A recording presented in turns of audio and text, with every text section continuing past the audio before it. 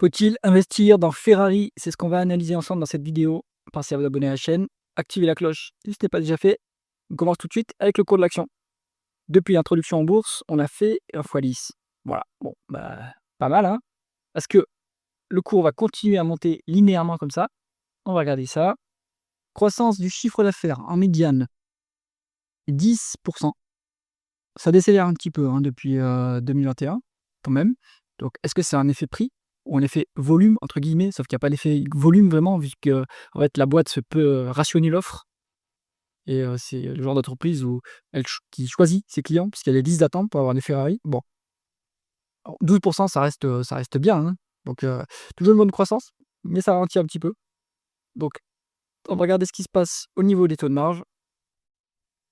Taux de marge brut à 50%, c'est bien, ça reste stable près de la moyenne. Taux de marge d'EBITDA en hausse. Ça, c'est excellent. On améliore l'efficience opérationnelle et seulement depuis quelques années en plus, hein, depuis 8 ans, depuis la cotation. Hein. Ce qu'on regarde ici, bon, allez, depuis 9 ans. Bon, 33% de taux de marge d'EBITDA, excellent. Et taux de marge net également quasiment plus haut, à 23%. Bon, ben, c'est excellent. Hein, on a une boîte qualitative, mais on le sait. La principale menace maintenant, ça va être le moteur électrique. Comment on va passer du moteur thermique au moteur électrique, mais ils travaillent déjà là-dessus. Donc, niveau des taux de marge, c'est qualitatif. En termes de conversion des free cash flow, des bénéfices nets en free cash flow, on a des free cash flow excédentaires par rapport aux bénéfices nets, excellent. On regarde la relation du BFR, bon, elle est légèrement positive sur 10 ans, c'est rien de grave. On regarde les dépenses en capital par rapport aux dépréciations et amortissements. On a 4 milliards en plus de dépenses en capital, donc on continue à investir pour l'avenir, c'est bien. Et pourtant, on a des free cash flow qui ne sont pas entablés, mais on a 3 milliards de other non-cash items. Donc ça va être de l'exceptionnel, d'une dépense non-cash, qui n'est pas pris en compte dans la dépréciation amortissement, mais en fait qui en est en quelque sorte. Hein. Donc ça aide évidemment les free cash flow. Bon, pour valoriser Ferrari, s'il n'y a pas de dette, on utilisera plutôt les free cash flow, pour être plus juste par rapport à ce que gagne vraiment l'entreprise. La rentabilité opérationnelle. Magnifique, on est sur 21% en médiane de rendement des capitaux investis, 23% à la dernière publication, à la dernière date disponible. Donc, excellent. Hein. On a une forte rentabilité qui est supérieure à la croissance organique. Donc, on a une machine à cash en face de nous. Donc, est-ce qu'elle est endettée, cette machine à cash? Oui, elle est endettée, mais ça va pouvoir baisser rapidement, hein, vu la bonne rentabilité. Donc, on est à même pas, on est allez, entre 0,5 et une fois les l'EBITDA en dette nette.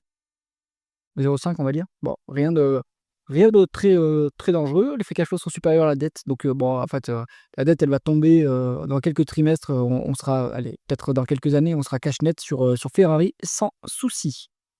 On regarde le dividende et la rémunération d'actionnaire. Donc, 1,8% de rendement d'actionnaire. C'est pas très généreux, mais c'est normal. C'est une société de croissance. On a un dividende qui représente un quart des free cash flow. Donc, il y a la marge pour l'augmenter encore assez fortement. J'ai l'impression que l'entreprise rachète assez structurellement ses actions. Bon, est-ce que ça vaut le coup de toujours acheter ses actions? En fait, j'ai l'impression que c'est comme ils sont cotés aux États-Unis et que les actionnaires américains, ils aiment bien les rachats d'actions. C'est pour ça que les boîtes le font, mais en fait, les rachats d'actions, il vaut mieux les faire à une valeur sous-évaluée, à un coût, enfin, un prix intrinsèque qui est en dessous, enfin, un cours qui est en dessous du prix intrinsèque. C'est pas vraiment le cas, on va le voir après pour Ferrari.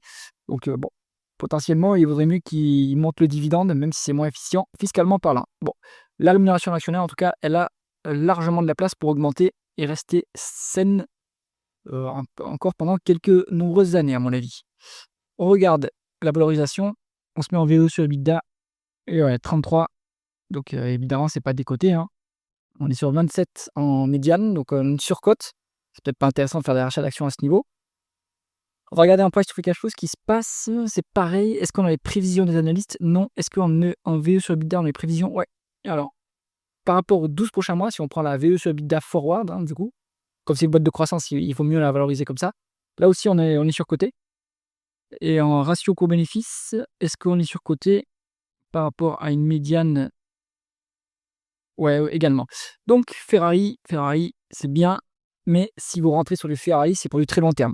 Qu'est-ce qui va se passer si vous rentrez maintenant et qu'il y a une publication qui se passe mal à cause d'un phénomène ponctuel, je ne sais pas, guerre commerciale, etc. Eh bien, le cours de l'action va dévisser assez fortement. Le multiple va se dégonfler très rapidement. Mais si vous gardez l'action sur le très long terme, le cours de l'action, la croissance du cours de l'action suit la croissance des bénéfices et elle est forte sur Ferrari, hein, donc on peut la regarder, hein. Ici, si on regarde earning growth, hop, alors c'est EPS, tac, et si on regarde cette croissance en rythme annualisé sur 5 ans, on est à 19%, hein, donc il y a pas de problème, on va suivre ce rythme-là. Bon, bien sûr, ça va pas croître indéfiniment à ce niveau-là. Il faut avoir une rentabilité assez énorme, hein, pour pouvoir croître à ce niveau-là. Mais c'est le cas, une bonne rentabilité. Bon, voilà. Vous pouvez, à mon avis, vous attendre à facilement si on prend un taux médian ici, vous pouvez vous attendre à une croissance du cours de l'action qui suit cette croissance des bénéfices du 15%, quoi. Donc, mais ça sera sur le long terme, le trop long terme. Et donc, Ferrari, c'est pas pour du court terme. J'espère que cette vidéo vous intéressait. Si c'est le cas, mettez un pouce vers le haut et pensez à vous abonner à la chaîne. À bientôt.